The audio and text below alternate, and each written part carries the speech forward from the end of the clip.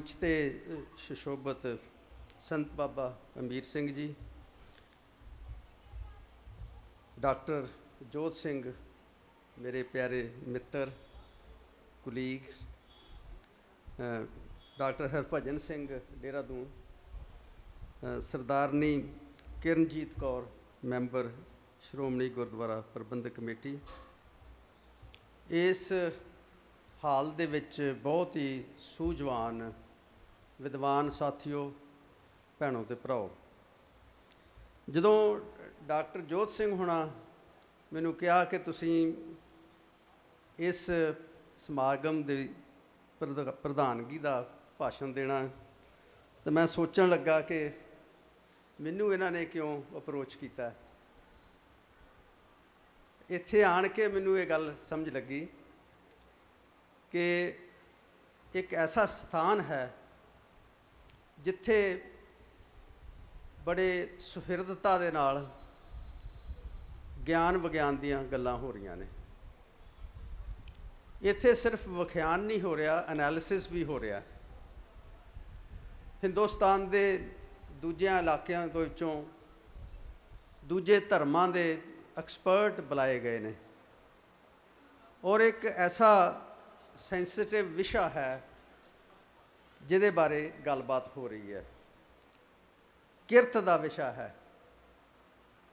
तो मैं क्योंकि अर्थशास्त्र का विद्यार्थी हाँ पिछले 43-44 सालों तो मैं सोचा कि इन्हां ने मैनू कुछ गल्लां समझाउण वास्ते इत्थे बुलाया और कुछ गल्लां दी मैनू थोड़ी बहुत समझ भी जरूर आई है कि जदों कोई इंसान अपने सबजैक्ट तो बाहर जो फिलासफी दे माहर ने, जो धर्म दे माहर ने, उन्हां विच बैठ के गल करदा है तां कंसैप्चुअल क्लैरिटी ज़्यादा आउंदी है। यशपाल, डॉक्टर यशपाल UGC के चेयरमैन रहे ने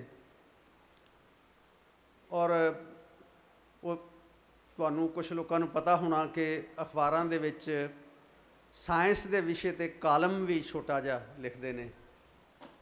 छोटे बच्चे उन्होंने सवाल करते तो वो उन्हों का जवाब देंदे। उन्होंने एक बारी कुरुक्षेत्र यूनिवर्सिटी दे विच बुलाया गया भाषण वास्ते, तो भाषण उन्होंने अपना जो विषय चुनिया कि यूनिवर्सिटियां दे विच ज्ञान विज्ञान का कल्चर किवें पैदा किया जाए, यूनिवर्सिटियां दे विच खोज जिहड़ी है उन्होंने किवें अगे वधाया जाए। तो उन्होंने बड़े जोर नाल गल कही कि यूनिवर्सिटी के अध्यापक जिहड़े ने उन्हां दे विच गलबात का कल्चर पैदा किया जाए। जदों वख-वख विषयां दे माहर बैठ के गलबात करते हैं तां बहुत सारियां रिडल्स जिहड़ियां ने, जिहड़ियां लैब विच लैबार्टरी दे विच उन्हां दे जवाब नहीं मिलते, तो वो चाह का कप, काफ़ी का कप की चुस्की लैंदियां होया एक साहित्यकार सुभाविक ही उहदा जवाब तुहाडे सामने रख दिंदा है। सो जदों बहुत कोई व्यक्ति स्पैशलाइजेशन गेन कर लैंदा है तो जिहड़ियां आम समझ दीयां गल्लां ने, जिन्हों कामन सेंस कहते हैं, वो कई बारी व्यक्ति छड्ड दिंदा है। सो ये गल्लां जदों तुसीं संगत करदे जे दूजे साथियां दियां अपने विषय तो बाहर जाके, तां ये गल जिहड़ी है समझ विच आउंदी है। तो मैनूं अज समझ आई कि जोत सिंह हुणां ने मैनूं इत्थे इसे लिए बुलाया। मैं कोशिश की कि किरत नूं पिछले 200-300 सालां दे विच जिहड़ा ਸਾਹਿਤ सिरजिया गया इकनॉमिक्स दे विच, वो किवें उहनूं विचारिया जाता है। बड़ियां गल्लां होईयां, बड़ियां विचारां होईयां, संखेप भाषण होए, लंबे भाषण होए, उन्हां विच किरत की महत्ता बारे गल की गई। इकनॉमिक्स के विषय विच किरत नूं असीं सिरजणहार, सिरजना, किसी चीज़ नूं पैदा करन दा आधार के रूप में मनते हैं। इस दुनिया दे विच जो कुछ भी इस वेले नज़र आउंदा है, जो कुदरत तो अगे जाके सिरजिया गया है, उहदे पिछे ਸਾਰੀ ਸਰਗਰਮੀ ਹੈ ਉਹ ਕਿਰਤ ਦੀ ਹੈ। ਇਹ ਮੰਚ ਸਜਾਇਆ ਹੋਇਆ ਹੈ, ਗੁਰਦੁਆਰਾ ਸਾਹਿਬ ਦੀ ਇਮਾਰਤ ਬਣੀ ਹੈ, ਸੜਕਾਂ ਬਣੀਆਂ ਨੇ, ਉੱਧਰੋਂ ਅੰਬਾਲੇ ਵਾਲੇ ਆਉਂਦਿਆਂ ਨਹਿਰ ਦੇ ਨਾਲ ਆਈਦਾ ਨਹਿਰਾਂ ਬਣਾਈਆਂ ਗਈਆਂ ਨੇ। ਅੱਜ ਕੱਲ੍ਹ ਏਅਰਪੋਰਟ ਸਿਰਜੇ ਗਏ ਨੇ, ਕਿਸ ਨੇ ਉਸਾਰੇ ਨੇ? ਇਹ ਸਾਰਾ ਕੰਮ ਕਿਰਤ ਸ਼ਕਤੀ ਦੇ ਨਾਲ ਉਸਰਿਆ ਹੈ। ਸੋ ਕਿਰਤ ਜੋ ਹੈ ਉਹ ਕ੍ਰੀਏਟਿਵ ਹੈ, ਉਹ ਪੈਦਾ ਕਰਦੀ ਹੈ।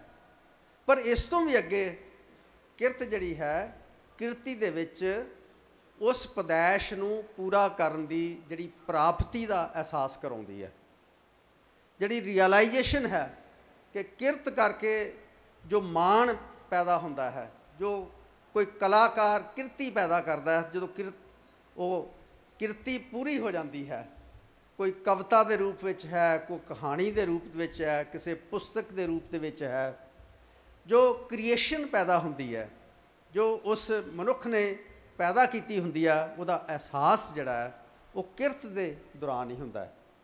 ਸੋ ਜੋ ਕਿਰਤੀ ਹੈ, ਜੋ ਸਹੀ ਮਾਇਨਿਆਂ ਦੇ ਵਿੱਚ ਕਿਰਤ ਕਰਦਾ ਹੈ, ਉਹਨੂੰ ਕਿਰਤ ਦਾ ਨਸ਼ਾ ਹੁੰਦਾ ਹੈ, ਉਹਨੂੰ ਕਿਸੇ ਦੂਸਰੇ ਨਸ਼ੇ ਦੀ ਜ਼ਰੂਰਤ ਨਹੀਂ ਹੁੰਦੀ। ਸ਼ਰਾਬ ਦੀ ਜ਼ਰੂਰਤ ਨਹੀਂ ਹੈ, ਭੰਗ ਦੀ ਜ਼ਰੂਰਤ ਨਹੀਂ ਹੈ, ਪੋਸਤ ਦੀ ਜ਼ਰੂਰਤ ਨਹੀਂ ਹੈ। ਜਿਹੜੀਆਂ ਨਵੇਂ ਨਸ਼ੀਲੇ ਪਦਾਰਥ ਜਿਹਦੇ ਨਾਲ ਅੱਜ ਕੱਲ੍ਹ ਬਹੁਤ ਪੰਜਾਬ ਦੇ ਵਿੱਚ ਜਿਸ ਦੀ ਚਰਚਾ ਹੈ, ਉਹਨਾਂ ਚੀਜ਼ਾਂ ਦੀ ਜ਼ਰੂਰਤ ਨਹੀਂ ਹੈ। ਕਿਰਤ ਆਪਣੇ ਆਪ ਦੇ ਵਿੱਚ ਇੰਨੀ ਸ਼ਕਤੀ ਰੱਖਦੀ ਹੈ ਕਿ ਮਨੁੱਖ ਨੂੰ ਰੁਝੇਵਾਂ ਦਿੰਦੀ ਹੈ, ਮਨੁੱਖ ਨੂੰ ਉਹਦੀ ਹੋਣੀ ਦਾ ਅਹਿਸਾਸ ਕਰਦੀ ਹੈ, ਔਰ ਇੱਕ ਅਹਿਸਾਸ, ਇੱਕ ਸਮਰੱਥਾ ਦਾ ਅਹਿਸਾਸ ਕਰਦੀ ਹੈ। ਔਰ ਜੇ ਲੋਕ ਕਿਰਤ ਸਹੀ ਮਾਇਨੇ ਦੇ ਵਿੱਚ ਕਿਰਤ ਕਰਨ ਤਾਂ ਇਹਨਾਂ ਬਹੁਤ ਸਾਰੀਆਂ ਚੀਜ਼ਾਂ ਤੋਂ ਨਿਜਾਤ ਪਾਈ ਜਾ ਸਕਦੀ ਹੈ। ਕਿਰਤ ਔਰ ਜੋ ਨਸ਼ਿਆਂ ਦੀ ਗੱਲ ਇੱਥੇ ਤੁਰੀ, ਉਹਦੇ ਬਾਰੇ ਮੈਂ ਇੱਕ ਅੰਕੜੇ ਦੇ ਰੂਪ ਵਿੱਚ ਕੁਝ ਦੱਸਣਾ ਚਾਹੁੰਦਾ। ਹੁਣੇ ਚੌਥਾ ਜਿਹੜਾ ਹੈ ਹੈਲਥ ਸਰਵੇ ਹਿੰਦੁਸਤਾਨ ਦੇ ਵਿੱਚ ਕੰਪਲੀਟ ਹੋਇਆ, 12-13 ਦੇ ਅੰਕੜੇ ਹਨ। ਜਿਵੇਂ ਪਿੱਛੇ ਕਿਸੇ ਨੇ ਸਟੱਡੀ ਦੇ ਦਿੱਤੀ, ਜਿਹੜੀ ਕਿ ਮਕਬੂਲਪੁਰਾ ਕਲੋਨੀ ਅੰਮ੍ਰਿਤਸਰ ਦੇ ਵਿੱਚ, ਜਿਹੜੀ ਕਲੋਨੀ ਦੇ ਵਿੱਚ ਸਾਰੀ ਕਲੋਨੀ ਦੇ ਮਰਦ ਜਿਹੜੇ ਨੇ ਉਹ ਨਸ਼ੇ ਦੇ ਸ਼ਿਕਾਰ ਨੇ, ਉਹਦੇ ਉੱਤੇ ਆਧਾਰਿਤ ਸਟੱਡੀ ਹੈ, ਜਿਹਦੇ 'ਚ ਕਿਹਾ ਗਿਆ ਕਿ ਉੱਥੋਂ ਦੇ ਜਿਹੜੇ ਯੂਥ ਨੇ 15 ਸਾਲ ਤੋਂ ਉੱਪਰ 35 ਸਾਲ ਦੀ ਉਮਰ ਤੱਕ ਜਿਹੜੇ ਨੇ ਉਹ 70-75% ਨਸ਼ਈ ਹਨ। ਇਹ ਗਲਤੀ ਦੇ ਨਾਲ ਅਧਿਐਨ ਜੁੜਾ ਹੈ। ਕਿਸੇ ਨੇ ਹਾਈ ਕੋਰਟ 'ਚ ਕੇਸ ਕੀਤਾ ਸੀ, ਪੰਜਾਬ ਸਰਕਾਰ ਵੱਲੋਂ ਉਹ ਸਟੱਡੀ ਉਹਦੇ ਨਾਲ ਹਾਈ ਕੋਰਟ 'ਚ ਨੱਥੀ ਕਰਦੀ। ਇਸ ਸਟੱਡੀ ਨੂੰ ਰਾਹੁਲ ਗਾਂਧੀ ਨੇ ਇੱਕ ਰੈਲੀ ਦੇ ਵਿੱਚ ਬੋਲ ਦਿੱਤਾ, ਔਰ ਸਾਰੇ ਹਿੰਦੁਸਤਾਨ ਦੇ ਵਿੱਚ ਰੌਲਾ ਪੈ ਗਿਆ ਕਿ ਪੰਜਾਬ ਦਾ ਯੂਥ ਨਸ਼ੇੜੀ ਹੋ ਗਿਆ। ਜਦ ਕਿ ਜਿਹੜੇ ਹੁਣ ਅੰਕੜੇ ਆਏ ਨੇ ਉਹਦੇ 'ਚ ਇਹ ਨਜ਼ਰ ਆਉਂਦਾ ਹੈ ਕਿ ਇਹ ਗੱਲ ਦਰੁਸਤ ਨਹੀਂ ਹੈ। ਇਹ ਸੈਂਪਲ ਬਹੁਤ ਵੱਡਾ ਹੈ, ਔਰ ਇਹਦੇ ਵਿੱਚ ਇਹ ਸੈਂਪਲ ਤੋਂ ਨਜ਼ਰ ਆਈ ਹੈ ਕਿ ਸਾਡਾ ਗੁਆਂਢੀ ਰਾਜ ਹਿਮਾਚਲ, ਜਿਸ 'ਚ ਵਿਦਿਆ ਵਿੱਚ ਸਾਡੇ ਤੋਂ ਅੱਗੇ ਹੈ, ਉਹ ਸ਼ਰਾਬ ਦੇ ਵਿੱਚ ਉੱਥੋਂ ਦੇ ਜ਼ਿਆਦਾ ਲੋਕ ਪੰਜਾਬ ਦੇ ਲੋਕਾਂ ਨਾਲੋਂ ਆਦੀ ਹਨ। ਇੱਥੋਂ ਤੱਕ ਕਿ ਉੱਥੋਂ ਦੀਆਂ ਔਰਤਾਂ ਵੀ ਜਿਹੜੀਆਂ 1.5% ਦੇ ਕਰੀਬ ਨੇ, ਉਹ ਪੰਜਾਬ ਦੇ ਨਾਲੋਂ ਇਸ ਮਾਮਲੇ ਵਿੱਚ ਅੱਗੇ ਹਨ। ਪੰਜਾਬ ਦੇ ਵਿੱਚ ਔਰਤਾਂ ਜਿਹੜੀਆਂ ਨੇ ਉਹ ਸਿਰਫ 0.7%, 1% ਤੋਂ ਵੀ ਘੱਟ ਇਸ ਦੀਆਂ ਸ਼ਿਕਾਰ ਨੇ। ਇਸ ਕਰਕੇ ਇਹ ਕਹਿਣਾ ਕਿ ਪੰਜਾਬ ਦਾ ਨੌਜਵਾਨ ਨਸ਼ੇੜੀ ਹੋ ਚੁੱਕਾ ਹੈ, ਇਹ ਇੱਕ ਮਿਸ ਧਾਰਨਾ ਤੋਂ ਗੱਲ ਪੈਦਾ ਹੋਈ ਹੈ। ਪਰ ਮੈਂ ਇਸ ਗੱਲ ਨਾਲ ਸਹਿਮਤ ਹਾਂ ਕਿ ਜਦੋਂ ਦਾ ਪੰਜਾਬ ਦੇ ਲੋਕਾਂ ਨੇ ਕੰਮ ਕਰਨਾ ਛੱਡਿਆ ਹੈ, ਪੰਜਾਬ ਦੀ ਖੇਤੀ ਅੱਜ ਪੂਰਬ ਤੋਂ ਆਏ ਜਿਹੜੇ ਲੇਬਰਰ ਨੇ ਉਹਨਾਂ ਦੇ ਸਿਰ 'ਤੇ ਚੱਲਦੀ ਹੈ। ਜੇ ਉਹ ਲੇਬਰਰ ਲੁਧਿਆਣੇ ਵਿੱਚ ਨਾ ਆਉਣ, ਲੁਧਿਆਣੇ ਦੀ ਇੰਡਸਟਰੀ ਬੰਦ ਹੋ ਜਾਏ, ਜੋ ਲੇਬਰਰ ਖੇਤੀ ਵਿੱਚ ਕੰਮ ਲਈ ਨਾ ਆਉਣ, ਅਤੇ ਪੰਜਾਬ ਦੀ ਖੇਤੀ ਜਿਹੜੀ ਅੱਜ ਅਸੀਂ ਕਹਿੰਦੇ ਹਾਂ ਕਿ ਹਿੰਦੁਸਤਾਨ ਨੂੰ ਅਸੀਂ ਅਨਾਜ ਪੈਦਾ ਕਰਕੇ ਉਹਨਾਂ ਦੀ ਭੁੱਖ ਮਿਟਾਉਂਦੇ ਹਾਂ, ਇਹ ਵੀ ਨਾ ਚੱਲੇ। ਸੋ ਇਸ ਕਰਕੇ ਜਦੋਂ ਦੀ ਕਿਰਤ ਕਰਨੀ ਅਸੀਂ ਛੱਡੀ ਆ, ਉਦੋਂ ਦੀਆਂ ਮਨੁੱਖਾਂ ਨੂੰ ਬਲੱਡ ਪ੍ਰੈਸ਼ਰ ਵਰਗੀਆਂ ਬਿਮਾਰੀਆਂ, ਹਾਰਟ ਅਟੈਕ ਵਰਗੀਆਂ ਬਿਮਾਰੀਆਂ ਜਿਹੜੀਆਂ ਨੇ ਉਹ ਜ਼ਿਆਦਾ ਹੋਣ ਲੱਗ ਗਈਆਂ, ਕਿਉਂਕਿ ਅਸੀਂ ਖਾਣ ਪੀਣ ਦਾ ਸਟਾਈਲ ਨਹੀਂ ਬਦਲਿਆ। ਖਾਣ ਪੀਣ ਦੇ ਵਿੱਚ ਫੈਟ ਉਨੀ ਖਾਈ ਜਾਂਦੇ ਆ, ਲੇਕਿਨ ਕੰਮ ਨਹੀਂ ਕਰਦੇ, ਉਹਦੇ ਨਾਲ ਫੈਟ ਹਜਮ ਨਹੀਂ ਹੁੰਦੀ, ਖਤਮ ਨਹੀਂ ਹੁੰਦੀ, ਇਸ ਕਰਕੇ ਬਿਮਾਰੀ ਦਾ ਸ਼ਿਕਾਰ ਹੋਏ ਆ। ਨੋ ਜਿਹੜੀ ਕਿਰਤ ਹੈ, ਕਿਰਤ ਨੂੰ ਦੇਖਦਿਆਂ ਹੋਇਆਂ ਕਿਵੇਂ ਦੇਖਿਆ ਜਾਵੇ, ਇੱਥੇ ਜ਼ਿਕਰ ਹੋਇਆ ਕਿ ਕਿਰਤ ਨੂੰ ਦੇਖਿਆ ਨਹੀਂ ਜਾਂਦਾ, ਉਹਦੀ ਕਦਰ ਨਹੀਂ ਪਾਈ ਜਾਂਦੀ। ਮੇਰੇ ਸਬਜੈਕਟ ਦੇ ਵਿੱਚ ਜਦੋਂ ਇਹਦਾ ਆਗਾਜ਼ ਹੋਇਆ 17ਵੀਂ ਤੋਂ 18ਵੀਂ ਸਦੀ ਦੇ ਵਿੱਚ, ਕੋਈ 200 ਸਾਲ ਸਮੇਂ ਤੱਕ ਜੋ ਇਸ ਦੁਨੀਆ ਵਿੱਚ ਪੈਦਾ ਹੁੰਦਾ ਹੈ ਉਹਦਾ ਜਿਹੜਾ ਮੁੱਲ ਹੈ, ਉਹਦੀ ਮਾਪਣ ਦੀ ਵਿਧੀ ਵੀ ਕਿਰਤ ਉੱਤੇ ਆਧਾਰਿਤ ਸੀ ਕਿ ਕਿਸੇ ਚੀਜ਼ ਦਾ ਮੁੱਲ ਕਿੰਨਾ ਹੈ, ਇਸ ਐਨਕ ਦਾ ਮੁੱਲ ਕਿੰਨਾ ਹੈ। ਇਸ ਗੱਲ ਤੋਂ ਜਾਂਚਿਆ ਜਾਵੇਗਾ ਕਿ ਇੱਕ ਲੇਬਰਰ ਜਿਹੜਾ ਹੈ, ਜਿਹਦੀ ਐਵਰੇਜ ਪ੍ਰੋਡਕਸ਼ਨ ਸ਼ਕਤੀ ਹੈ, ਉਹ ਕਿੰਨਿਆਂ ਘੰਟਿਆਂ ਦੇ ਵਿੱਚ ਇਸ ਚੀਜ਼ ਨੂੰ ਪੈਦਾ ਕਰਦਾ ਹੈ। ਜੇ ਇਹ 15 ਘੰਟਿਆਂ 'ਚੋਂ ਪੈਦਾ ਕਰਦਾ ਹੈ ਅਤੇ ਇਹਦੇ ਮੁਕਾਬਲੇ 'ਚ ਉਹੀ ਲੇਬਰਰ ਕਿਸੇ ਚੀਜ਼ ਨੂੰ 7 ਘੰਟਿਆਂ ਜਾਂ 7.5 ਘੰਟਿਆਂ 'ਚ ਪੈਦਾ ਕਰਦਾ ਹੈ, ਤਾਂ ਉਸ ਦੋ ਚੀਜ਼ਾਂ ਇਸ ਐਨਕ ਦੇ ਬਦਲੇ ਉਹਨਾਂ ਦਾ ਮੁੱਲ ਵਾਪਿਆ ਜਾਏਗਾ। ਸੋ ਇਹ ਸਿਧਾਂਤ ਜਿਹੜਾ ਕਿ ਲੇਬਰ ਨੂੰ ਸਭ ਤੋਂ ਉੱਪਰ ਰੱਖਦਾ ਸੀਗਾ, ਇਸ ਨਾਲ ਅਰਥ ਸ਼ਾਸਤਰ ਦਾ ਮੁੱਢ ਬੱਝਿਆ। ਲੇਕਿਨ ਹੌਲੀ ਹੌਲੀ ਜਦੋਂ ਅਸੀਂ 18ਵੀਂ ਸਦੀ ਦੇ ਅਖੀਰੀ ਦਹਾਕੇ ਦੇ ਵਿੱਚ ਆਉਂਦੇ ਹਾਂ ਅਤੇ ਇਸ ਸਿਧਾਂਤ ਨੂੰ ਛੱਡ ਦਿੱਤਾ ਗਿਆ। ਫਿਰ ਕਿਹਾ ਗਿਆ ਕਿ ਕਿਸੇ ਚੀਜ਼ ਦਾ ਮੁੱਲ ਜਿਹੜਾ ਹੈ ਉਹ ਕਿਸੇ ਦੀ ਤਮੰਨਾ ਨਾਲ ਮਾਪਿਆ ਜਾਏਗਾ ਕਿ ਕਿੰਨੀ ਚਾਹਤ ਹੈ। ਤਾਂ ਫਿਰ ਜਿਹੜੀ ਲੇਬਰ ਹੈ ਉਹ ਬੈਕਗਰਾਊਂਡ 'ਚ ਚਲੀ ਗਈ। ਇਸ ਦਾ ਕਾਰਨ ਇਹ ਹੈ ਕਿ ਜਦੋਂ ਇਹ ਲੇਬਰ ਦਾ ਕਿਰਤ ਸਿਧਾਂਤ, ਮੁੱਲ ਦਾ ਸਿਧਾਂਤ ਵਾਪਿਆ ਜਾਂਦਾ ਸੀਗਾ, ਉਦੋਂ ਕਿਹਾ ਗਿਆ ਕਿ ਕਿਉਂਕਿ ਕਿਰਤੀ ਸਾਰੀਆਂ ਚੀਜ਼ਾਂ ਨੂੰ ਪੈਦਾ ਕਰਦਾ ਹੈ, ਇਸ ਕਰਕੇ ਹਰ ਚੀਜ਼ ਜੋ ਇਸ ਦੁਨੀਆ ਵਿੱਚ ਪੈਦਾ ਕੀਤੀ ਹੈ ਉਸ ਦਾ ਜੋ ਸਿਹਰਾ ਹੈ ਕਿਰਤੀਆਂ ਨੂੰ ਜਾਏਗਾ ਔਰ ਕਿਰਤੀ ਨੂੰ ਉੱਤਮ ਮੰਨਿਆ ਜਾਏਗਾ। ਔਰ ਇਹਦੇ ਨਾਲ ਜਿਹੜੇ ਲੋਕ ਕਿਰਤ ਨਹੀਂ ਕਰਦੇ ਔਰ ਦੂਜਿਆਂ ਦੀ ਕਿਰਤ ਉੱਤੇ ਪਲਦੇ ਨੇ, ਉਹਨਾਂ ਦੀ ਐਕਸਪਲਾਇਟੇਸ਼ਨ ਨਸ਼ਰ ਹੋਣ ਲੱਗ ਗਈ, ਜ਼ਾਹਰ ਹੋਣ ਲੱਗ ਗਈ। ਤਾਂ ਇਹ ਸਿਧਾਂਤ ਬਦਲ ਕੇ ਇੱਕ ਨਵਾਂ ਸਿਧਾਂਤ ਕੀਮਤ ਦਾ ਸਾਹਮਣੇ ਲਿਆਂਦਾ ਗਿਆ, ਜਿਹਦੇ 'ਚੋਂ ਕਿਰਤ ਜਿਹੜੀ ਹੈ ਉਹ ਮਾਈਨਸ ਕਰ ਦਿੱਤੀ ਗਈ।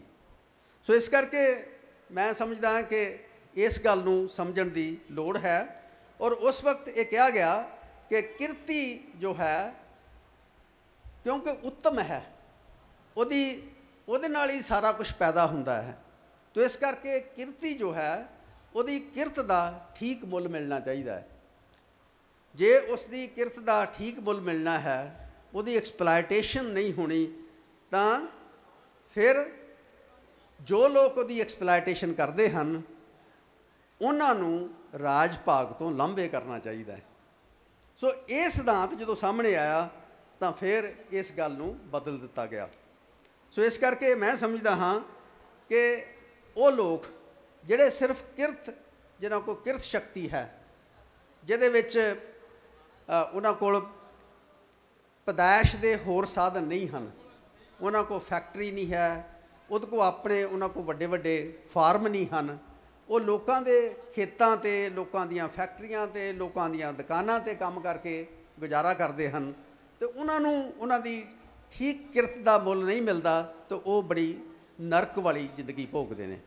ਜਿਵੇਂ ਇਹਨਾਂ ਨੇ ਜ਼ਿਕਰ ਕੀਤਾ ਸੀ ਕਿ ਬਹੁਤ ਸਾਰਿਆਂ ਸਥਾਨਾਂ ਦੇ ਵਿੱਚ ਜਿੱਥੇ ਇਹ ਗੱਲ ਕੀਤੀ ਜਾਂਦੀ ਹੈ ਕਿ ਸੇਵਾ ਉੱਤਮ ਹੈ, ਉਹਨਾਂ ਥਾਵਾਂ 'ਤੇ ਵੀ ਜਿਹੜੇ ਉਹ ਕਿਰਤੀ ਲੋਕ ਨੇ ਉਹਨਾਂ ਨੂੰ 2000 ਰੁਪਈਆ 3000 ਰੁਪਈਆ ਤਨਖਾਹ ਦੇਣ ਵਾਲੀ ਜਿਹੜੀ ਪਿਰਤ ਹੈ, ਔਰ ਇਹ ਹੌਲੀ ਹੌਲੀ ਪਿਰਤ ਜਿਹੜੀ ਹੈ ਉਹ ਅਨਆਰਗੇਨਾਈਜ਼ ਸੈਕਟਰ ਦੇ ਸਕੂਲਾਂ ਤੋਂ ਲੈ ਕੇ ਯੂਨੀਵਰਸਿਟੀਆਂ ਤੱਕ ਆਉਣ ਲੱਗੀ ਹੈ।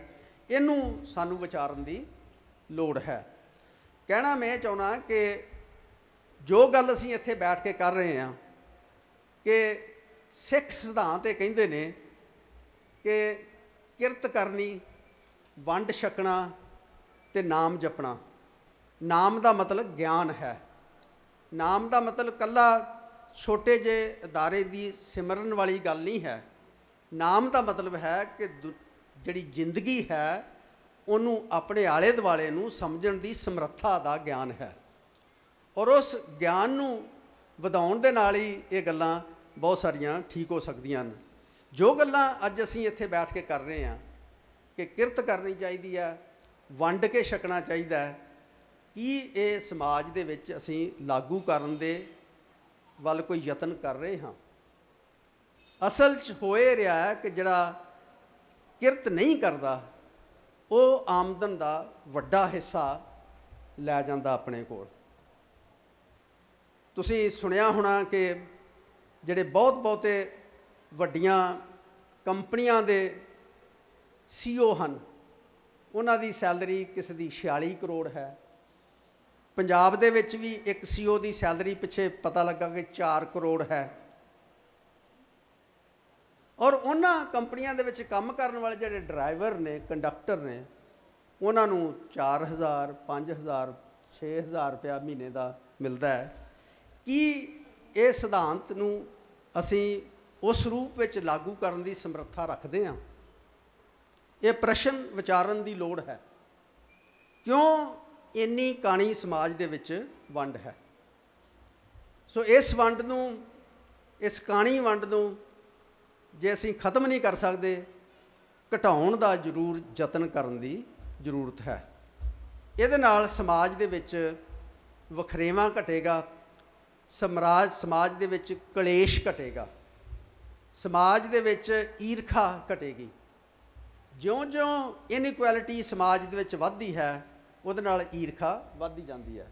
ਅਤੇ ਇਹਨੂੰ ਠੀਕ ਕਰਨ ਦਾ ਇੱਕੋ ਹੀ ਤਰੀਕਾ ਹੈ ਕਿ ਕਿਰਤੀ ਦਾ ਮਾਨ ਸਨਮਾਨ ਕੀਤਾ ਜਾਵੇ, ਉਹਦੀ ਕਿਰਤ ਦਾ ਸਹੀ ਉਹਨੂੰ ਮੁੱਲ ਦਿੱਤਾ ਜਾਵੇ, ਔਰ ਉਹਦੀ ਕਿਰਤੀ ਦਾ ਜਿਵੇਂ ਜੋ ਪੈਦਾ ਕਰਦਾ ਹੈ, ਜੋ ਮੂਰਤੀ ਬਣਾਉਂਦਾ, ਜਿਹਦੇ ਅੱਗੇ ਮੱਥਾ ਟੇਕਦੇ ਹਾਂ, ਉਹਦੇ ਨਾਲ ਕਿਰਤੀ ਨੂੰ ਜਿਹੜਾ ਨਤਮਸਤਕ ਹੋਣ ਦੀ ਵੱਧ ਜ਼ਰੂਰਤ ਹੈ। ਦੂਸਰੀ ਗੱਲ ਮੈਂ ਕਰਨੀ ਚਾਹੁੰਦਾ, ਕਿਰਤ ਦੇ ਬਦਲਦੇ ਰੁਝਾਨ, ਕਿ ਕਿਰਤ ਜੋ ਹੈ ਉਹ ਸਮੇਂ ਨਾਲ ਬਦਲਦੀ ਹੈ। ਕਿਰਤ ਜੋ ਹੈ ਕਰਨ ਲੱਗਿਆਂ ਅਸੀਂ ਸਾਧਨ ਵਰਤਦੇ ਹਾਂ। ਇਹ ਸਾਧਨ ਸਿੰਪਲ ਹੋ ਸਕਦੇ ਨੇ, ਕਈ ਹੋ ਸਕਦੀ ਹੈ। ਇਹ ਹਲ ਹੋ ਸਕਦਾ ਹੈ, ਦਾਤਰੀ ਹੋ ਸਕਦੀ ਹੈ, ਹਥੌੜਾ ਹੋ ਸਕਦਾ ਹੈ, ਛੈਣੀ ਹੋ ਸਕਦੀ ਹੈ, ਜਿਹੜੇ ਹੱਥਾਂ ਨਾਲ ਸੰਦ ਅਸੀਂ ਵਰਤਦੇ ਹਾਂ। ਲੇਕਿਨ ਵਕਤ ਦੇ ਨਾਲ ਬਹੁਤ ਸਾਰੀਆਂ ਚੀਜ਼ਾਂ ਬਦਲ ਗਈਆਂ। ਜਦੋਂ ਗੁਰੂ ਨਾਨਕ ਸਾਹਿਬ ਨੇ ਖੇਤੀ ਦਾ ਕੰਮ ਸ਼ੁਰੂ ਕੀਤਾ ਸੀਗਾ, ਉਦੋਂ ਖੇਤੀ ਬਲਦਾਂ ਨਾਲ ਹੁੰਦੀ ਸੀ। ਅੱਜ ਖੇਤੀ ਟਰੈਕਟਰ ਨਾਲ ਹੁੰਦੀ ਹੈ। 2003 ਦਾ ਨੈਸ਼ਨਲ ਸੈਂਪਲ ਸਰਵੇ ਦਾ ਅੰਕੜਾ ਹੈ ਕਿ ਪੰਜਾਬ ਦੇ ਵਿੱਚ ਕੋਈ ਵੀ ਖੇਤ ਐਸਾ ਨਹੀਂ ਮਿਲਿਆ ਜਿਹਦੇ 'ਚ ਖੇਤੀ ਹਲਾਂ ਨਾਲ ਹੁੰਦੀ ਹੋਵੇ, ਬਲਦਾਂ ਨਾਲ ਹੁੰਦੀ ਹੋਵੇ। ਸਾਰੀ ਦੀ ਸਾਰੀ ਖੇਤੀ ਜੋ ਹੈ ਉਹ ਟਰੈਕਟਰ ਨਾਲ ਹੋ ਰਹੀ ਹੈ। ਸਾਰੀ ਦੀ ਸਾਰੀ ਵਾਢੀ ਜਿਹੜੀ ਹੈ ਉਹ ਕੰਬਾਈਨਾਂ ਨਾਲ ਹੋ ਰਹੀ ਹੈ। ਸੋ ਬਦਲ ਗਿਆ ਕੰਮ। ਹੁਣ ਹੱਥ ਨਾਲ ਕੰਮ ਕਰਨ ਦੀ ਬਜਾਏ ਉੱਥੇ ਟਰੈਕਟਰ ਦਾ ਡਰਾਈਵਰ ਬੈਠਦਾ ਹੈ, ਕੰਬਾਈਨ ਦਾ ਡਰਾਈਵਰ ਬੈਠਦਾ ਹੈ। ਹੁਣ ਕਿਰਤੀ ਡਰਾਈਵਰ ਹੈ, ਕੰਬਾਈਨ ਚਲਾਉਣ ਵਾਲਾ ਬੰਦਾ ਹੈ, ਉਹਦੇ ਨਾਲ ਜਿਹੜਾ ਉਹਨੂੰ ਅਸਿਸਟ ਕਰ ਰਿਹਾ ਬੰਦਾ ਉਹ ਲੇਬਰ ਹੈ। ਸੋ ਇਸ ਕਰਕੇ ਬਦਲਦਾ ਹੈ। ਫਿਰ ਹੁਣ ਸੜਕਾਂ 'ਤੇ ਦੇਖਦੇ ਹਾਂ ਕਿ ਪਹਿਲਾਂ ਸਾਰਾ ਕੰਮ ਮੈਨੂਅਲੀ ਹੁੰਦਾ ਸੀਗਾ ਔਰ ਬਹੁਤ ਰਿਸਕ ਸੀਗਾ। ਬੜੀ ਗਰਮੀ ਦੇ ਵਿੱਚ, ਸਰਦੀ ਦੇ ਵਿੱਚ ਮਜ਼ਦੂਰ ਕੰਮ ਕਰਦੇ ਸੀਗੇ। ਹੁਣ ਮਸ਼ੀਨਾਂ ਆ ਗਈਆਂ ਨੇ, ਬੜੀਆਂ ਵੱਡੀਆਂ ਜਿਹੜੇ ਗਾਰਡਰ ਨੇ ਉਹਨਾਂ ਨੂੰ ਚੱਕ ਕੇ ਕਰੇਨਾਂ ਉੱਪਰ ਰੱਖ ਰਹੀਆਂ ਨੇ। ਸੋ ਕਿਰਤ ਦਾ ਸਰੂਪ ਬਦਲ ਰਿਹਾ। ਸਾਡੇ ਬੱਚੇ ਜਿਹੜੇ ਸੌਫਟਵੇਅਰ ਇੰਜੀਨੀਅਰਸ ਨੇ ਉਹ ਕੰਪਿਊਟਰ 'ਤੇ ਬੈਠੇ ਕੰਮ ਕਰ ਰਹੇ ਨੇ, ਔਰ ਉਹਨਾਂ ਦਾ ਜਿਹੜਾ ਕੰਮ ਹੈ ਉਹਦਾ ਇਸਤੇਮਾਲ ਅਮਰੀਕਾ ਦੇ ਵਿੱਚ, ਯੂਰਪ ਵਿੱਚ, ਆਸਟ੍ਰੇਲੀਆ 'ਚ, ਯੂਰਪ ਵਿੱਚ, ਇੰਗਲੈਂਡ ਦੇ ਵਿੱਚ ਹੋ ਰਿਹਾ। ਉਹ ਵੀ ਕਿਰਤੀ ਨੇ। ਸੋ ਇੱਕ ਕਿਰਤੀ ਉਹ ਹੈ ਜਿਹੜਾ ਹੱਥ ਨਾਲ ਕਿਰਤ ਕਰਦਾ ਹੈ, ਜਿਹੜਾ ਜਿਸਮਾਨੀ ਕਿਰਤ ਕਰਦਾ ਹੈ, ਆਪਣੀ ਸਰੀਰਕ ਸ਼ਕਤੀ ਵਰਤ ਕੇ ਕੰਮ ਕਰਦਾ ਹੈ। ਬਹੁਤ ਸਾਰੇ ਲੋਕ ਸਮਝਦੇ ਆ ਕਿ ਸਿਰਫ ਉਹੀ ਕਿਰਤੀ ਹੈ, ਪਰ ਇੱਕ ਕਿਰਤੀ ਉਹ ਹੈ ਜਿਹੜਾ ਜਿਸਮਾਨੀ ਸ਼ਕਤੀ ਦੇ ਨਾਲ ਮਾਨਸਿਕ ਸ਼ਕਤੀ ਯੂਜ਼ ਕਰਦਾ ਹੈ। ਉਹ ਇੱਕ ਹੋਰ ਕਿਸਮ ਦਾ ਕਿਰਤੀ ਹੈ। ਸੋ ਜਿਉਂ-ਜਿਉਂ ਸਮਾਜ ਬਦਲਦਾ ਹੈ, ਕਿਰਤ ਦਾ ਸਰੂਪ ਬਦਲਦਾ ਜਾਂਦਾ ਹੈ। ਇੱਕ ਇੰਜੀਨੀਅਰ ਵੀ ਕਿਰਤੀ ਹੈ, ਡਾਕਟਰ ਜੋਤ ਸਿੰਘ ਵਰਗੇ ਪ੍ਰੋਫੈਸਰ ਵੀ ਕਿਰਤੀ ਹਨ। ਇਹਨਾਂ ਨੂੰ ਬੌਧਿਕ ਲੇਬਰ ਦੇ ਨਾਂ ਨਾਲ ਜਾਣਿਆ ਜਾਂਦਾ ਹੈ। ਇੱਕ ਮਾਨਸਿਕ ਬੌਧਿਕ ਲੇਬਰ ਹੈ, ਇੱਕ ਸਰੀਰਕ ਲੇਬਰ ਹੈ। ਸੋ ਇਸ ਕਿਸਮ ਦਾ ਵਰਗੀਕਰਨ ਜੋ ਹੈ ਸਾਡੇ ਸਮਾਜ ਦੇ ਵਿੱਚ 1950ਵਿਆਂ ਦੇ ਵਿੱਚ ਦੁਨੀਆ ਪੱਧਰ ਦੇ ਵਿੱਚ ਸਾਹਮਣੇ ਆਇਆ। ਸੋ इस करके ये कह देना कि जिहड़ा सिर्फ जिस्म की लेबर करके काम करता है वही किरती है, दूजे नूं किरती नहीं मनना, मैं इस धारणा दे नाल सहमत नहीं हाँ। क्योंकि ईमानदारी नाल काम जिहड़ा है ये एक मजदूर जिस्मानी लेबर नाल भी कर सकता है, एक मानसिक लेबर नाल काम करने वाला बंदा भी कर सकता है। जे अज अध्यापक स्कूल दे विच पढ़ा नहीं रहा, उहदी बौद्धिक लेबर जिहड़ी उहदा ठीक इस्तेमाल नहीं कर रहा, वो भी शोषण कर रहा, वो भी एक्सप्लाइटेशन कर रहा, चंगी मोटी तनख्वाह लै रहा लेकिन बच्चों नूं पढ़ा नहीं रहा। जां दफ्तर च बैठा कोई बाबू, बाबू का मतलब एक क्लर्क तो लैके IAS अफसर तक ये सारे बाबू ने, जे वो काम नहीं कर रहा तो ईमानदारी ना काम नहीं कर रहा तो वह भी एक्सप्लाइटेशन कर रहा। सो इस करके ये वर्गीकरण समझण की लोड़ है। और डिगनिटी ऑफ लेबर जिहड़ी है इसदा मतलब है कि जिहड़ा काम तुहानूं असाइनड है उन्होंने ईमानदारी दे नाल करना और बिना स्वार्थ दे करना, ये इस वल जाण की जरूरत है। किरत उत्तम है, इसकी उत्तमता इसकी क्रिएशन दे विचों है और इसकी रियलाइजेशन दे विच है।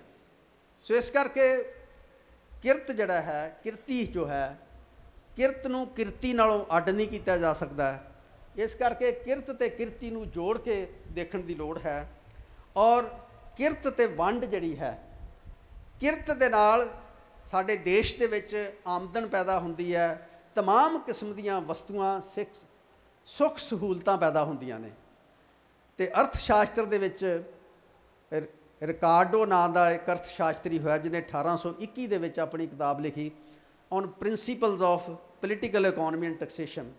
उन्हें कहा कि जिहड़ी मुख समस्या ये नहीं है कि असीं पैदा कितना कुछ करिए, जिवें अज दे युग विच कहा जाता कि ग्रोथ रेट कितना है, ग्रोथ रेट 9% होवे, 10% होवे जां 5% होवे, इस गल ते जोर दिता जाता है। उन्हें कहा उन्ना ही जरूरी ये गल है कि उसकी जिहड़ी उपज है, जो पैदाइश है जिहदे नाल आमदन पैदा हुई है, उन्होंने किवें लोकां दे विच वंडिया जावे। जे उहदी वंड ठीक नहीं है तो समाज दे विच कलेश पैदा होएगा। जदों किसी नूं एहसास हुंदा है कि जो मैं किरत कीती है उहदा मैनूं ठीक अफजाना नहीं मिलता, बेशक वो बोल सके या ना बोल सके, उहदे मन दे विच रंजिश पैदा हुंदी है, उहदे मन दे विच रोस पैदा हुंदा है और वो मौके की उड़ीक करता रहिंदा है कि कदों वो अपना रोस प्रगट करे। और इस रोस का प्रगटाव जिहड़ा है पीसफुल भी हो सकता है और कई बारी ये बहुत वायलेंट हो जाता है, जिवें मरूती उद्योग दे विच 2 साल पहला दिल्ली के पास होया। मैं समझदा कि ये वंड का सवाल, जो आमदन की वंड का सवाल है, ये बहुत ही महत्वपूर्ण सवाल है। इस विषय के उत्ते मैनू किसी आल इंडिया कानफ्रेंस दे विच कहा गया कि तुसीं परचा पढ़ो, मैं इनकम डिस्ट्रीब्यूशन दे हिंदुस्तान दे विच किवें हो रही है।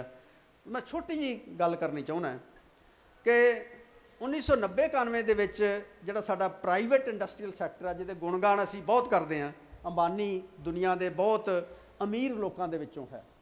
अज हिंदुस्तान दे विच जिहड़े 5-6 दुनिया के वड्डे धनाड़ ने हिंदुस्तान च ने, जिहड़े 10-12 वड्डे धनाड़ ने, उहदे चों 5-6 हिंदुस्तान के बशिंदे ने।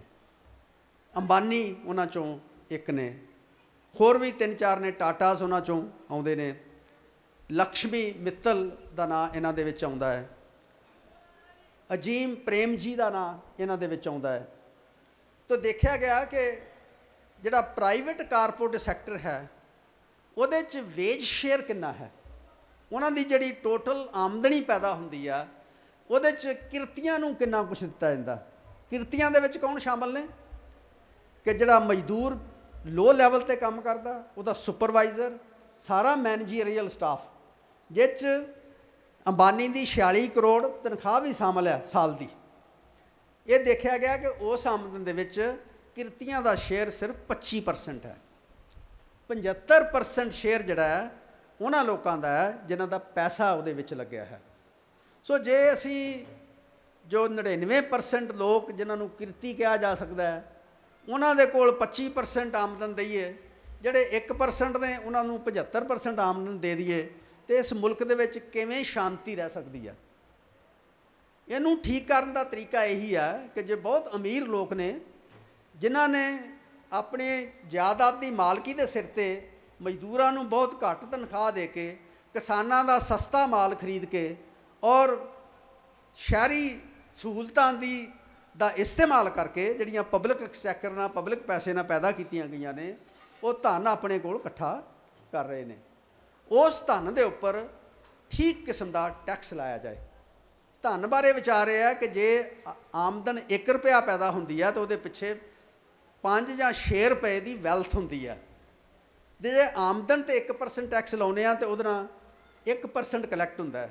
ਜੇ ਧਨ ਦੇ ਉੱਤੇ ਟੈਕਸ ਲਾਉਂਦੇ ਆ, ਜਿਵੇਂ ਸਾਥੀ ਕਹਿ ਰਹੇ ਸੀ ਕਿ ਮੈਂ ਤੀਜੀ ਪ੍ਰਾਪਰਟੀ ਖਰੀਦਣੀ ਆ, ਜੇ ਪ੍ਰਾਪਰਟੀ 'ਤੇ ਟੈਕਸ ਲਾਈਏ ਜਿਹੜੀ 6 ਗੁਣਾ ਹੁੰਦੀ ਆਮਦਨ ਦੇ ਮੁਕਾਬਲੇ 'ਚ, ਤਾਂ 1% ਪ੍ਰਾਪਰਟੀ ਟੈਕਸ ਜਿਹੜਾ 6% ਟੈਕਸ ਕਲੈਕਸ਼ਨ ਦਿੰਦਾ।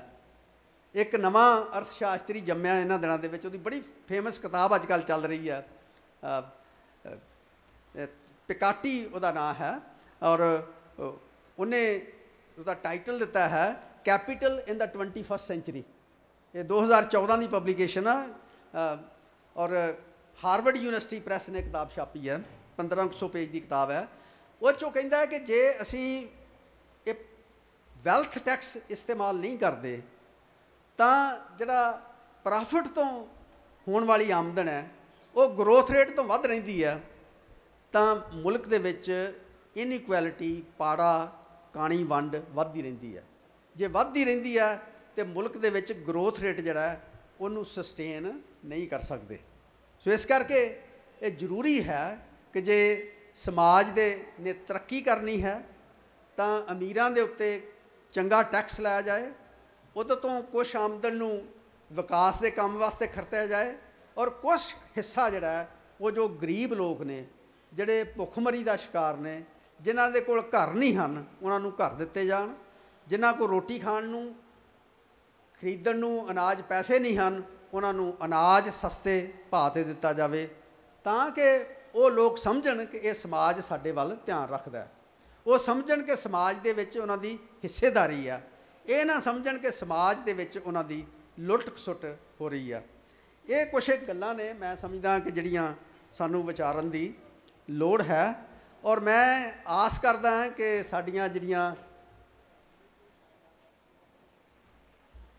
ਜਿਹੜੀਆਂ ਧਾਰਮਿਕ ਜਥੇਬੰਦੀਆਂ ਨੇ, ਜਿਨ੍ਹਾਂ ਦਾ ਇੱਕ ਜ਼ਰੂਰੀ ਕੰਮ ਹੈ ਕਿ ਲੋਕਾਂ ਨੂੰ ਧਾਰਮਿਕ ਸਿੱਖਿਆ ਦੇਣੀ, ਐਥੀਕਲ ਮੋਰੈਲਿਟੀ, ਮੋਰਲ ਸਿੱਖਿਆ, ਝੂਠ ਨਹੀਂ ਬੋਲਣਾ ਚਾਹੀਦਾ, ਗਰੀਬ ਦਾ ਸ਼ੋਸ਼ਣ ਨਹੀਂ ਕਰਨਾ ਚਾਹੀਦਾ, ਗਰੀਬ ਵੱਲ ਨਾਲ ਘਿਰਣਾ ਨਹੀਂ ਕਰਨੀ ਚਾਹੀਦੀ, ਉਹਦੇ ਨਾਲ ਕੋਈ ਜ਼ਿਆਦਤੀ ਨਹੀਂ ਕਰਨੀ ਚਾਹੀਦੀ। ਜਿਵੇਂ ਬੀਬੀ ਜੀ ਨੇ ਕਿਹਾ ਕਿ ਅੱਜ ਕੱਲ੍ਹ ਜਿਹੜੀ ਸ਼ਕਤੀ ਹੈ, ਪੋਲੀਟੀਕਲ ਪਾਵਰ ਹੈ, ਉਹ ਲੋਕਾਂ ਨੂੰ ਡਰਾਉਣ ਵਾਸਤੇ ਇਸਤੇਮਾਲ ਹੋ ਰਹੀ ਹੈ। ਇਹ ਕੰਮ ਨਹੀਂ ਹੋਣਾ ਚਾਹੀਦਾ। ਇਹ ਧਰਮ ਦੇ ਜ਼ਰੂਰੀ ਕੰਮ ਨੇ, ਪਰ ਇਹਦੇ ਨਾਲ ਇੱਕ ਬਹੁਤ ਵੱਡਾ ਹੋਰ ਜ਼ਰੂਰੀ ਕੰਮ ਹੈ ਕਿ ਜਿਹੜਾ ਅਸੀਂ ਸਿੱਖਿਆ ਦਿੰਦੇ ਹਾਂ ਕਿ ਕਿਰਤ ਕਰਨੀ ਚਾਹੀਦੀ ਹੈ ਅਤੇ ਵੰਡ ਕੇ ਖਾਣਾ ਚਾਹੀਦਾ, ਕੀ ਸਿਰਫ ਇਹ ਗੁਰਦੁਆਰੇ ਦੇ ਵਿੱਚ ਪ੍ਰਸ਼ਾਦ ਹੀ ਵੰਡ ਕੇ ਖਾਣਾ ਚਾਹੀਦਾ ਹੈ? ਗੁਰਦੁਆਰੇ ਤੋਂ ਬਾਹਰ ਜਿਹੜਾ ਸਮਾਜ ਹੈ, ਉਹਦੀ ਜਿਹੜੀ ਜਾਇਦਾਦ ਹੈ, ਉਹਦਾ ਜਿਹੜਾ ਪ੍ਰੋਡਕਸ਼ਨ ਸਿਸਟਮ ਹੈ, ਉਹਦੇ 'ਚ ਇਕੁਐਲਿਟੀ ਨਹੀਂ ਲਿਆਉਣੀ ਚਾਹੀਦੀ। ਸਾਨੂੰ ਐਸੇ ਸਮਾਜ ਦੀ ਸਿਰਜਣਾ ਨਹੀਂ ਕਰਨੀ ਚਾਹੀਦੀ ਜਿਹਦੇ ਨਾਲ ਸਮਾਜ ਦੇ ਵਿੱਚ ਊਚ ਨੀਚ ਘਟੇ, ਸਮਾਜ ਦੇ ਵਿੱਚ ਪਾੜਾ ਘਟੇ, ਸਮਾਜ ਦੇ ਵਿੱਚ ਅਸਮਾਨਤਾ ਘਟੇ। ਔਰ ਜਿਹੜੀ ਬਹੁਤ ਵੱਡੀ ਕੋੜ ਹੈ ਜਿਹਨੇ ਹਿੰਦੁਸਤਾਨ ਨੂੰ ਕਈ ਹਜ਼ਾਰ ਸਾਲ ਗੁਲਾਮ ਰਹਿਣ ਵਿੱਚ ਮਜਬੂਰ ਕੀਤਾ, ਉਹ ਹੈ ਜਾਤ ਪਾਤ। ਨਾ ਮੁਸਲਿਮ ਧਰਮ ਦੇ ਵਿੱਚ ਜਾਤ ਪਾਤ ਦਾ ਕੋਈ ਥਾਂ ਹੈ, ਨਾ ਸਿੱਖ ਧਰਮ ਦੇ ਵਿੱਚ, ਲੇਕਿਨ ਜਿੰਨੀ ਕੁਰੀਤੀ ਇਹਨਾਂ ਧਰਮਾਂ ਦੇ ਵਿੱਚ ਜਾਤ ਪਾਤ ਦੇ ਐਂਗਲ ਤੋਂ ਆਈ ਹੈ, ਔਰ ਬੱਚਿਆਂ ਦੇ ਵਿਆਹ ਜਦੋਂ ਅੰਤਰਜਾਤੀ ਕਰਾਉਂਦੇ ਨੇ, ਉਹਨਾਂ ਦੇ ਕਤਲ ਕਰਨ ਤੱਕ ਜਿਹੜੀਆਂ ਗੱਲਾਂ ਬਾਤਾਂ ਜਾ ਰਹੀਆਂ ਨੇ, ਉਹ ਇਸ ਗੱਲ ਦਾ ਨਤੀਜਾ ਹੈ ਕਿ ਅਸੀਂ ਇੱਥੇ ਗੱਲ ਕੁਛ ਹੋਰ ਕਰਦੇ ਹਾਂ, ਇਸ ਥਾਂ ਤੋਂ ਬਾਹਰ ਜਾ ਕੇ ਸਾਡਾ ਵਰਤਾਰਾ ਜਿਹੜਾ ਉਹਦੇ 'ਚ ਬਹੁਤ ਫਰਕ ਹੈ। ਸੋ ਇਸ ਕਰਕੇ ਮੇਰੀ ਇੱਕ ਅਪੀਲ ਹੈ, ਹੋ ਸਕਦਾ ਇਹ ਮੇਰੇ ਕੋਝੇ ਨਾਲੇ 'ਚ ਹੋਵੇ, ਮੇਰਾ ਧਰਮ ਬਾਰੇ ਉਹਨਾਂ ਗਿਆਨ ਨਾ ਸਾਰਥਕ ਹੋਵੇ, ਪਰ ਮੇਰੀ ਇੱਕ ਅਪੀਲ ਇੱਕ ਸੋਸ਼ਲ ਸਾਇੰਟਿਸਟ ਦੇ ਤੌਰ 'ਤੇ ਕਿ ਸਾਨੂੰ ਇਹਨਾਂ ਵਿਸ਼ਿਆਂ 'ਤੇ ਬੜੀ ਗੌਰ ਨਾਲ ਵਿਚਾਰ ਕਰਨ ਦੀ ਜ਼ਰੂਰਤ ਹੈ। ਔਰ ਜੇ ਅਸੀਂ ਗੌਰ ਨਾਲ ਵਿਚਾਰ ਕਰਾਂਗੇ ਤਾਂ ਲੋਕਾਂ ਦਾ ਵਿਸ਼ਵਾਸ ਸਮਾਜ ਵਿੱਚ, ਧਰਮ ਵਿੱਚ ਔਰ ਸਾਡੇ ਲੀਡਰਾਂ ਦੇ ਵਿੱਚ ਜ਼ਿਆਦਾ ਬਣੇਗਾ। ਜੇ ਅਸੀਂ ਆਪਣੇ ਕਹਿਣ ਦੇ ਵਿੱਚ ਤੇ ਕਰਨੀ ਦੇ ਵਿੱਚ ਬਹੁਤ ਫਰਕ ਰੱਖਾਂਗੇ ਤਾਂ ਇਹ ਵਿਸ਼ਵਾਸ ਲੋਕਾਂ ਦਾ ਟੁੱਟਦਾ ਰਹੇਗਾ, ਔਰ ਇਹਦੇ ਨਾਲ ਨਾ ਧਰਮ ਸੇਫ ਹੈ, ਨਾ ਸਮਾਜ ਸੇਫ ਹੈ, ਨਾ ਸੁਸਾਇਟੀ ਸੇਫ ਹੈ। ਕਿਉਂਕਿ ਜਿਵੇਂ ਸਮਾਜਿਕ ਵਰਤਾਰਾ ਚੱਲ ਰਿਹਾ ਹੈ, ਇਹ ਵਰਤਾਰੇ ਦੇ ਵਿੱਚ ਮੈਂ ਸਮਝਦਾ ਕਿ ਅੱਜ ਕੋਈ ਵੀ ਬੰਦਾ ਸੇਫ ਨਹੀਂ ਹੈ। ਉਹਦੀ ਜੋ ਸੇਫਟੀ ਲਿਆਉਣ ਵਾਸਤੇ ਜ਼ਰੂਰੀ ਹੈ ਕਿ ਉਹ ਲੋਕ ਜਿਹੜੇ ਆਪਣੀ ਕਮਜ਼ੋਰੀ ਕਰਕੇ ਜਾਂ ਸਮਾਜਿਕ ਕਮਜ਼ੋਰੀ ਕਰਕੇ ਪਿੱਛੇ ਰਹਿ ਗਏ ਨੇ, ਉਹਨਾਂ ਨੂੰ ਆਪਣੇ ਨਾਲ ਤੋਰਨ ਦੇ ਸਮਰੱਥ ਬਣਾਉਣ ਦੀ ਜ਼ਰੂਰਤ ਹੈ। ਔਰ ਇਹਦੇ ਵਿੱਚ ਦੋ ਖੇਤਰ ਬਹੁਤ ਮਹੱਤਵਪੂਰਨ ਰੋਲ ਅਦਾ ਕਰ ਸਕਦੇ। ਮੈਂ ਬਾਬਾ ਜੀ ਦੇ ਧਿਆਨ ਜਿਹੜੀ ਗੱਲ ਲਿਆਉਣੀ ਚਾਹੁੰਦਾ ਹਾਂ ਕਿ ਵਿੱਦਿਆ ਇੱਕ ਐਸਾ ਹਥਿਆਰ ਹੈ ਜਿਹਦੇ ਨਾਲ ਕੋਈ ਵੀ ਬੰਦਾ ਨੀਚੋਂ ਉੱਠ ਕੇ ਉੱਪਰ ਤੱਕ ਚਲਾ ਜਾ ਸਕਦਾ ਹੈ। ਸਰਦਾਰ ਮਨਮੋਹਨ ਸਿੰਘ, ਡਾਕਟਰ ਮਨਮੋਹਨ ਸਿੰਘ ਬਹੁਤ ਗਰੀਬ ਘਰ ਦੇ ਜੰਮ ਪਲ, ਲੇਕਿਨ ਵਿੱਦਿਆ ਦੇ ਸਿਰ ਤੇ ਹਿੰਦੁਸਤਾਨ ਦਾ ਕਿਹੜਾ ਅਹੁਦਾ ਹੈ ਜਿਹੜਾ ਉਹਨਾਂ ਨਹੀਂ ਪਾਇਆ। ਪ੍ਰੋਫੈਸਰੀ ਤੋਂ ਲੈ ਕੇ, ਐਡਵਾਈਜ਼ਰ ਤੋਂ ਲੈ ਕੇ, ਸੈਕਟਰੀ ਤੋਂ ਲੈ ਕੇ, deputy chairman planning commission, governor reserve bank of India, finance minister of India ਤੇ ਫਿਰ ਪ੍ਰਾਈਮ ਮਿਨਿਸਟਰ, ਇਹ ਵਿੱਦਿਆ ਕਰਕੇ ਉਹ ਪ੍ਰਾਪਤ ਕਰ ਸਕੇ। ਸੋ ਵਿੱਦਿਆ ਦਾ ਪਸਾਰਾ ਜਿਹੜਾ ਹੈ ਬਹੁਤ ਜ਼ਰੂਰੀ ਹੈ। ਔਰ ਸਾਡੇ ਸਮਾਜ ਦੇ ਵਿੱਚ ਜਿਹੜੇ ਗਰੀਬ ਘਰਾਂ ਦੇ ਬੱਚੇ ਨੇ, ਉਹਨਾਂ ਨੂੰ ਵਿੱਦਿਆ ਤੋਂ ਵਾਂਝਿਆ ਰੱਖਣ ਵਾਸਤੇ ਸਮਾਜ ਦੀਆਂ ਬਹੁਤ ਸਾਰੀਆਂ ਜਥੇਬੰਦੀਆਂ, ਤਾਣਾ ਬਾਣਾ ਜ਼ਿੰਮੇਵਾਰ ਹੈ। ਅੱਜ ਜਿਹੜੀਆਂ ਧਾਰਮਿਕ ਜਥੇਬੰਦੀਆਂ ਵੀ ਸਕੂਲ ਖੋਲ੍ਹ ਰਹੀਆਂ ਨੇ, ਮੈਂ SGPC ਵੱਲ ਇਸ਼ਾਰਾ ਕਰ ਰਿਹਾ। ਬੀਬੀ ਜੀ ਨੋਟ ਕਰਨਾ ਕਿ ਜੋ ਸਕੂਲ ਖੋਲ੍ਹੇ ਗਏ ਨੇ ਪਿਛਲੇ ਸਮੇਂ ਦੇ ਵਿੱਚ, CBSE ਨਾਲ ਐਫੀਲੀਏਟਿਡ, ਉਹਨਾਂ ਨੂੰ ਲੱਗਦਾ ਕਿ ਅੰਗਰੇਜ਼ੀ ਮੀਡੀਅਮ ਸਕੂਲ ਹੋਣੇ ਚਾਹੀਦੇ ਨੇ, ਔਰ ਉਹਨਾਂ ਦੀ ਫੀਸ ਇੰਨੀ ਆ ਕਿ ਗਰੀਬ ਬੱਚਾ ਦੇ ਨਹੀਂ ਸਕਦਾ। DAV ਵਾਲਿਆਂ ਨੇ ਵੀ ਐਸੇ ਸਕੂਲ ਖੋਲ੍ਹੇ ਨੇ ਪ੍ਰੋਫਿਟ ਕਮਾਉਣ ਵਾਸਤੇ। ਉਹਦੇ ਨਾਲ ਯੂਨੀਵਰਸਿਟੀਆਂ ਦੇ ਵਿੱਚ ਗਰੀਬ ਘਰਾਂ ਦੇ ਬੱਚੇ ਔਰ ਇੰਜੀਨੀਅਰਿੰਗ ਕਾਲਜਾਂ ਦੇ ਵਿੱਚ ਗਰੀਬ ਘਰਾਂ ਦੇ ਬੱਚੇ ਨਹੀਂ ਆ ਰਹੇ। ਇਹ ਕਾਰਜ ਕੌਣ ਪੂਰਾ ਕਰੇਗਾ?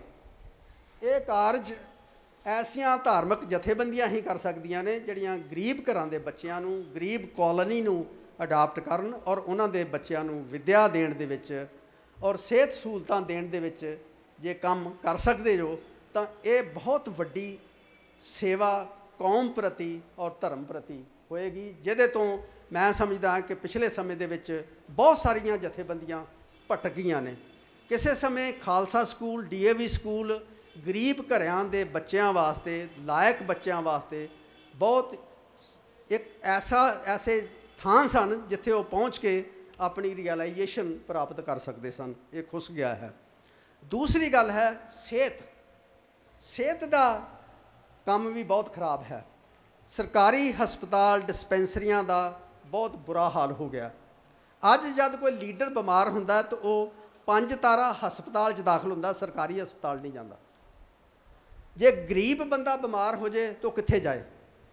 ਸੋ ਬਹੁਤ ਸਾਰੇ ਐਸੇ ਪਰਿਵਾਰ ਨੇ ਜਿਨ੍ਹਾਂ ਨੂੰ ਇਲਾਜ ਦੀ ਸਹੂਲਤ ਨਹੀਂ ਮਿਲ ਰਹੀ। ਛੋਟੀ ਉਮਰ 'ਚ ਬੱਚੇ ਜਿਹੜੇ ਨੇ ਐਸੀਆਂ ਬਿਮਾਰੀਆਂ ਦਾ ਸ਼ਿਕਾਰ ਹੁੰਦੇ ਨੇ ਕਿ ਉਹਨਾਂ ਦਾ ਦਿਮਾਗ ਦੀ ਵਰਕਿੰਗ ਸਲੋ ਹੋ ਜਾਂਦੀ ਹੈ। ਸੋ ਇਸ ਕਰਕੇ ਸਿਹਤ ਅਤੇ ਵਿੱਦਿਆ ਜੇ ਅਸੀਂ ਕਿਸੇ ਨੂੰ ਦੇ ਸਕਦੇ ਹਾਂ ਤਾਂ ਉਹਦੇ ਨਾਲ ਜਿੱਥੇ ਉਹਨਾਂ ਦੀ ਜਿਸਮਾਨੀ ਸ਼ਕਤੀ ਤਕੜੀ ਹੋਏਗੀ, ਦਿਮਾਗ ਦੀ ਤਾਕਤ ਦੇ ਨਾਲ ਉਹ ਤਰੱਕੀ ਕਰਨ ਦੀ ਇੱਕ ਅਨਲਿਮਿਟਿਡ ਕੈਪੈਸਿਟੀ ਪੈਦਾ ਕਰ ਲੈਣਗੇ। ਔਰ ਮੈਂ ਸਮਝਦਾ ਕਿ ਇਹ ਦੋ ਚੀਜ਼ਾਂ ਨਾਲ ਜੇ ਕਿਸੇ ਕੌਮ ਨੂੰ ਲੈਸ ਕਰ ਦਿੱਤਾ ਜਾਵੇ, ਇਸ ਦੀ ਐਗਜ਼ਾਮਪਲ ਜਾਪਾਨ ਹੈ। ਜਾਪਾਨ ਦੇ ਵਿੱਚ ਨਾ ਤਾਂ ਜ਼ਮੀਨ ਹੈ ਜਿਹੋ ਜੀ ਸਾਡੇ ਕੋਲ ਹੈ, ਨਾ ਉਹਨਾਂ ਕੋਲ ਪਾਣੀ ਹੈ, ਨਾ ਉਹਨਾਂ ਕੋਲ ਮਿਨਰਲ ਪਦਾਰਥ ਨੇ, ਲੇਕਿਨ ਅੱਜ ਦੁਨੀਆ ਦੇ ਵਿੱਚ ਪਰ ਕੈਪੀਟਾ ਇਨਕਮ ਦੇ ਵਿੱਚ ਅਮਰੀਕਾ ਤੋਂ ਵੀ ਉਹਨਾਂ ਦੀ 25-30% ਪਰ ਕੈਪੀਟਾ ਇਨਕਮ ਜ਼ਿਆਦਾ ਹੈ, ਕਿਉਂਕਿ ਉੱਥੋਂ ਦਾ ਹਰ ਇਨਸਾਨ ਜਿਹੜਾ ਹੈ ਉਹਨੂੰ ਗ੍ਰੈਜੂਏਟ ਤੱਕ ਵਿੱਦਿਆ ਮਿਲਣ ਦੀਆਂ ਸਹੂਲਤਾਂ ਅਵੇਲੇਬਲ ਨੇ। ਹਰ ਇਨਸਾਨ ਨੂੰ ਸਿਹਤ ਦੀ ਸਹੂਲਤ ਅਵੇਲੇਬਲ ਹੈ। ਇਸ ਕਰਕੇ ਜਾਪਾਨ ਦਾ ਹਰ ਜਿਹੜਾ ਸ਼ਹਿਰੀ ਹੈ ਉਹਦੇ 'ਚ ਇੱਕ ਐਸੀ ਸਮਰੱਥਾ ਪੈਦਾ ਹੋ ਜਾਂਦੀ ਹੈ ਕਿ ਉਹ ਅਸਮਾਨ ਨੂੰ ਛੂਹ ਸਕਦਾ ਤਰੱਕੀ ਦੇ ਮਾਮਲੇ 'ਚ। ਸਾਡੇ ਮੁਲਕ ਦੇ ਵਿੱਚ ਇਹ ਜਿਹੜੀ ਕਪੈਸਿਟੀ ਹੈ ਇਸ ਵੇਲੇ ਸਿਰਫ 12-13% ਲੋਕਾਂ ਨੂੰ ਪ੍ਰਾਪਤ ਹੈ। ਬਹੁਤ ਵੱਡਾ ਹਿੱਸਾ ਐਸਾ ਹੈ ਸੁਸਾਇਟੀ ਦਾ ਜਿਹਨੂੰ ਇਹ ਸਹੂਲਤਾਂ ਪ੍ਰਾਪਤ ਨਹੀਂ ਹਨ। ਇਸ ਕਰਕੇ ਜੇ ਹਰ ਮਨੁੱਖ ਨੂੰ ਚੇਤੰਨ ਬਣਾਉਣਾ ਹੈ, ਹਰ ਮਨੁੱਖ ਨੂੰ ਸਮਰੱਥ ਬਣਾਉਣਾ ਹੈ, ਉਹਨੂੰ ਵਿੱਦਿਆ ਦੇਣ ਦੀ ਜ਼ਰੂਰਤ ਹੈ, ਉਹਨੂੰ ਸਕਿੱਲ ਦੇਣ ਦੀ ਜ਼ਰੂਰਤ ਹੈ ਔਰ ਉਹਨੂੰ ਸਮਰੱਥ ਬਣਾਉਣ ਦੀ ਜ਼ਰੂਰਤ ਹੈ। ਔਰ ਐਸਾ ਸਮਾਜ ਹੀ ਇੱਕ ਸੱਭਿਆ ਸਮਾਜ ਜਾਣਿਆ ਜਾਵੇਗਾ। ਇੰਨੀ ਬੇਨਤੀ ਦੇ ਨਾਲ ਹੀ ਮੈਂ ਆਪਣੀ ਗੱਲ ਨੂੰ ਇੱਥੇ ਸਮਾਪਤ ਕਰਨਾ ਚਾਹੂੰਗਾ। ਔਰ ਮੈਂ ਆਪਣੇ ਵੱਲੋਂ ਬਹੁਤ ਬਹੁਤ ਸੰਤ ਬਾਬਾ ਅਮੀਰ ਸਿੰਘ ਦਾ ਔਰ ਡਾਕਟਰ ਜੋਧ ਸਿੰਘ ਦਾ ਔਰ ਤੁਹਾਡੇ ਸਾਰਿਆਂ ਦਾ ਧੰਨਵਾਦ ਕਰਦਾ ਕਿ ਤੁਸੀਂ ਮੇਰੇ ਨਗੁਣੇ ਜਿਹੇ ਵਿਚਾਰ ਬੜੇ ਧਿਆਨ ਨਾਲ ਸੁਣੇ। ਧੰਨਵਾਦ।